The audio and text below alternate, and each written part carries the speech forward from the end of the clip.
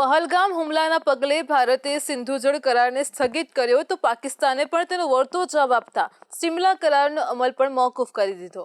સિંધુ જળ કરારનું આપણે જણાવી ગયા, પરંતુ સિમલા કરાર અંગે ઘણા ઓછાને ખબર હશે। તેનું મહત્વ, તેની લાક્ષણિકતાની જાણકારી ન જ હોય। વાસ્તવમાં આ સિમલા કરાર એ છે જેનાથી આજની વાસ્તવિક અંકુશ રેખા અસ્તિત્વમાં આવી। આમ હાલમાં જે ભારત અને પાકિસ્તાન વચ્ચેની સરહદ છે તે સિમલા કરાર આધારિત છે।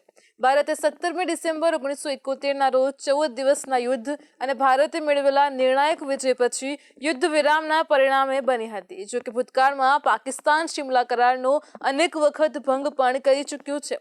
ભારતે 16મી ડિસેમ્બર 1971ના રોજ પૂર્વ અને પશ્ચિમ બંને મોરચાઓ પર 2 અઠવાડિયા સુધી યુદ્ધ લડ્યું હતું અને તેના પરિણામે નવા જ દેશ બાંગ્લાદેશનું સર્જન થયું હતું।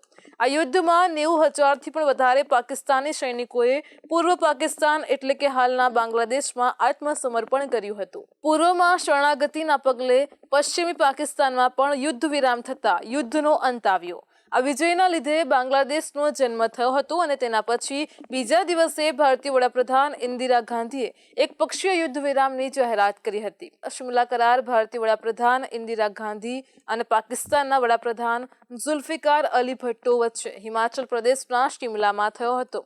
આ સંધિનો હેતુ સંબંધોને નુકસાન પહોંચાડનારા સંઘર્ષ અને મુકાબલાઓનો અંત લાવવા તથા મૈત્રીપૂર્ણ તથા સુમેળભર્યા સંબંધોને પ્રોત્સાહન આપવાની સાથે ઉપખંડમાં ટકાઉ શાંતિ સ્થાપિત કરવા માટે કામ કરવાનો હતો। આ કરાર 2 જુલાઈ 1972ના રોજ થયો હતો અને 4 ઓગસ્ટથી અમલમાં આવ્યો હતો। હવે તેને લગભગ 55 વર્ષ વીતી ગયા છે અને ત્યારે પાકિસ્તાને જણાવ્યું છે કે સિમલા કરારને જાળવી રાખવાના પોતાના અધિકારનો ઉપયોગ કરશે। જો કે ભારત અને પાકિસ્તાન વચ્ચે અંકુશ રેખા સંલગ્ન કરારમાં એક મહત્વની કલમ છે જે દક્ષિણમાં મનાવરથી ઉત્તરમાં કેરળ અને હિમનદીના વિસ્તારો સુધી અમલમાં છે।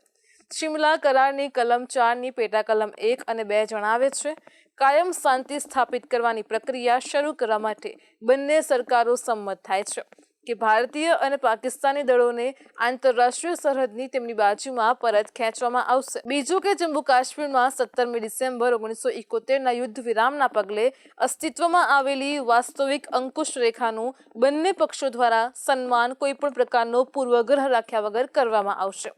કોઈપણ પક્ષ પારસ્પરિક મતભેદો અને કાયદાકીય અર્થઘટનને ધ્યાનમાં લીધા વગર એકપક્ષીય રીતે તેમાં ફેરફાર કરવાનો પ્રયત્ન કરશે નહીં। બંને પક્ષો વધુમાં આ નિયંત્રણ રેખાનો ભંગ કરવાની ધમકી કે બળનો ઉપયોગ કરવાથી દૂર રહેવાની પ્રતિબદ્ધતા રાખે છે। ત્રીજું, આ કરાર અમલમાં આવ્યા પછી બંને દેશના લશ્કરી દળ પરત ખેંચવાનો પ્રારંભ થશે અને આ પ્રક્રિયા 30 દિવસમાં પૂરી થશે। કરારની કલમ 5 મુજબ આ કરાર બંને દેશો દ્વારા તેમની સંલગ્ન બંધારણીય પ્રક્રિયાઓ અનુસાર મંજૂરીને આધીન રહેશે। જે તારીખથી બહાલીના દસ્તાવેજોની આપ-લે થાય છે તે તારીખથી કરાર અમલમાં આવશે। આમ 17મી ડિસેમ્બર 1971ના યુદ્ધ પછી આ સિમલા કરાર અસ્તિત્વમાં આવ્યો હતો।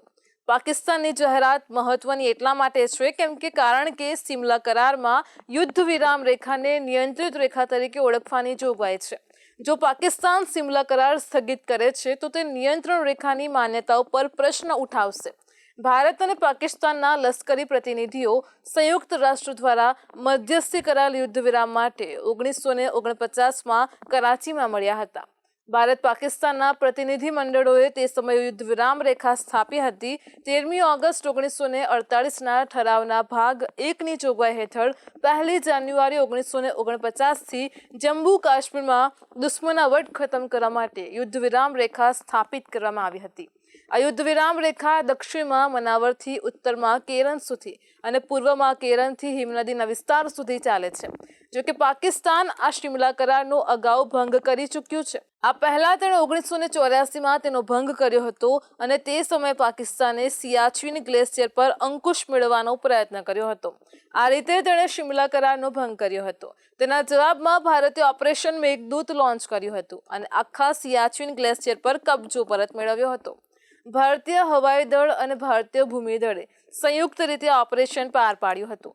તેના 1.5 દાયકા પછી પાકિસ્તાને 1999માં ફરી પાછો અંકુશ રેખા પાર કરીને કારગિલમાં 150 કિલોમીટરની વિસ્તારની ઊંચાઈ પર કબજો જમાવ્યો હતો, જેના પગલે નેશનલ હાઈવે નંબર 1 પર તે સીધો અંકુશ મેળવવાની સ્થિતિમાં આવી જતો હતો.